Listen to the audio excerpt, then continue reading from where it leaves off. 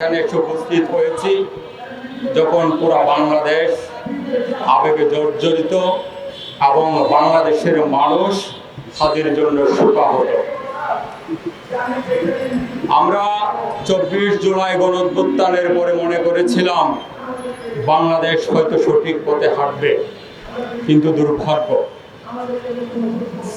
জুলাই গণ আকাঙ্ক্ষার মধ্য দিয়ে নতুন যে বাংলাদেশ সাম্য সমতা ন্যায্যতার স্লোগান দেওয়ার কথা ছিল, সে বাংলাদেশে আমরা এখন মব সন্ত্রাস দেখছি। সে বাংলাদেশে আমরা এখন আদা নৈরাজ্যের পথে হাঁটতে দেখছি। এটা জাতি হিসাবে যেমন দুর্ভাগ্যের, তেমনি রাজনৈতিক কর্মী সমাজকর্মী হিসাবে আমার জন্য এটা দুর্ভাগ্যের। সবচেয়ে বড় দুর্ভাগ্য, গত 54 বছরে বাংলাদেশের ইতিহাসে আমরা তো নৈরাজ্য দেখেছি, এত অরাজকতা দেখেছি, কিন্তু বাংলাদেশের স্বনামধন্য কোনো পত্রিকার অফিস ঘোষণা দিয়ে জ্বালিয়ে দিতে দেখিনি। আমরা গত 15 মাসে বাংলাদেশকে যেখানে নিয়ে যাবার স্লোগান দিচ্ছিলাম এই প্রেস ক্লাব থেকে, আমরা গত 15 মাসে বাংলাদেশকে যে পথে নিয়ে যাবার শপথে হাসিনা বিরোধী লড়াই সংগ্রাম করেছিলাম, আমার বলতে দুঃখ হচ্ছে এবং আমি বলতে বাধ্য হচ্ছে, ইন্টারিম গভর্নমেন্ট বাংলাদেশকে ধ্বংস করে দিচ্ছে। আমরা চোখের সামনে দেখলাম প্রথম আলোর মতো স্বনামধন্য পত্রিকা, ডেইলি স্টারের মতো এত নাম করা পত্রিকাকে মব সন্ত্রাস নামক এক সন্ত্রাসী কর্মকাণ্ডের মধ্য দিয়ে জ্বালিয়ে দেওয়া হয়েছে। অথচ এখানে প্রশাসন ছিল। আমি ইন্টারিম গভর্নমেন্টের স্বরাষ্ট্র উপদেষ্টার কাছে প্রশ্ন করতে চাই, জনাব, এই বাংলাদেশে আপনার কাজ কি? আপনি এখানে কি করেন? বাংলাদেশে পদত্যাগের ইতিহাস নাই। আমি ভেবেছিলাম আপনি পদত্যাগ করবেন। এত বড় ঘটনার পরে আপনি কেমনে চেয়ারে বসে থাকেন, এটা আমার কাছে খুব অবাক লাগে। বাংলাদেশের মানুষ আজ অসহায় বোধ করছে।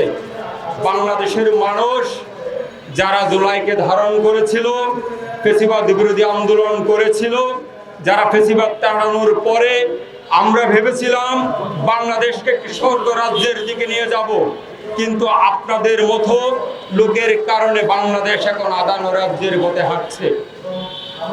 এখন পর্যন্ত আপনি হাদির খুনিদের গ্রেফতার করতে পারেননি। এখন পর্যন্ত দৃশ্যমান কোনো অগ্রগতি নাই। এরপরও আপনি পদত্যাগ না করে চেয়ারের লোভে বসে আছেন। আমরা জানি এদেশের চেয়ারে বসে থাকার লোভ অনেক মজার। চেয়ারে বসলে চেয়ারের মজা যেমন নিতে হয়, তেমনি তার দায় দায়িত্ব নিতে হয়। আপনি হয় চেয়ার ছেড়ে দিবেন, নতুবা খুনিদেরকে গ্রেফতার করবেন। আমরা এই আদা নৈরাজ্য পরিস্থিতির মধ্যে দেখছি মব সন্ত্রাস করে আমার সাংস্কৃতিক প্রতিষ্ঠান ছায়ানটকে জ্বালিয়ে পুড়িয়ে দেওয়া হয়েছে। আমাদের প্রেস ক্লাবের ঠিক উল্টো দিকে ওদেশির কেন্দ্রীয় কার্যালয়ে আগুন দিয়েছে। ওদেশির কেন্দ্রীয় কার্যালয়ে আগুন দেওয়ার পরেও এটা সচিবালয়ের ঠিক সামনে। আপনি কিভাবে চেয়ারে বসে থাকেন? বাংলাদেশের 18 কোটি মানুষের মতো আমার প্রশ্ন, আপনার এখানে আসলে কাজটা কি? আমরা দেখেছি এক হিন্দু সম্প্রদায়ের ব্যক্তিকে ধর্ম অবমাননার নামে এক শ্রেণীর উচ্ছৃঙ্খল মানুষ তাকে ধরে এনে জ্বালিয়ে দিয়েছে। বাংলাদেশের 54 বছরের ইতিহাসে আমরা অনেক অন্যায় দেখেছি, অনেক জুলুম দেখেছি, কিন্তু এরকম অন্যায় আমরা দেখিনি। ধর্ম অবমানের কারণে যদি হয়, তার জন্য রাষ্ট্র আছে, রাষ্ট্রের আইন আছে। কোনো মানুষ তাকে জ্বালিয়ে পুড়িয়ে হত্যা করার মতো এত দুঃসাহস বাংলাদেশে কেউ দেখায়নি। আমি বাংলাদেশের প্রতিটি মানুষের মতো ব্যতীত, বাংলাদেশের প্রতিটি মানুষের মতো আমার হৃদয়ে রক্তকরণ হচ্ছে।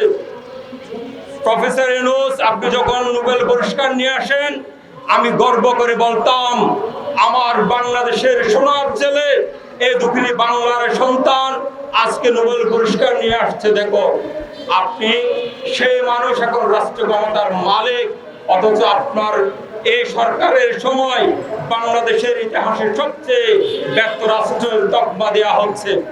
আমি আপনাকে ব্যর্থতার দায় নিয়ে পদত্যাগ করতে বলবো না, কিন্তু বাংলাদেশে যেগুলো হচ্ছে, যেগুলো ঘটেছে, এইগুলার যদি আপনি বিচার করে যেতে না পারেন, ইতিহাসে আপনার নাম কোথায় লেখা থাকবে সেটা ইতিহাস নির্ধারণ করে দিবে। আমি আমার সংগ্রামী ভাই হাদির আত্মার শ্রদ্ধা জানিয়ে বাংলাদেশের যুদ্ধ যুব সংহতির পক্ষ থেকে এখানে যারা উপস্থিত হয়েছেন সবাইকে সালাম শুভেচ্ছা জানিয়ে আন্তর্জাতিক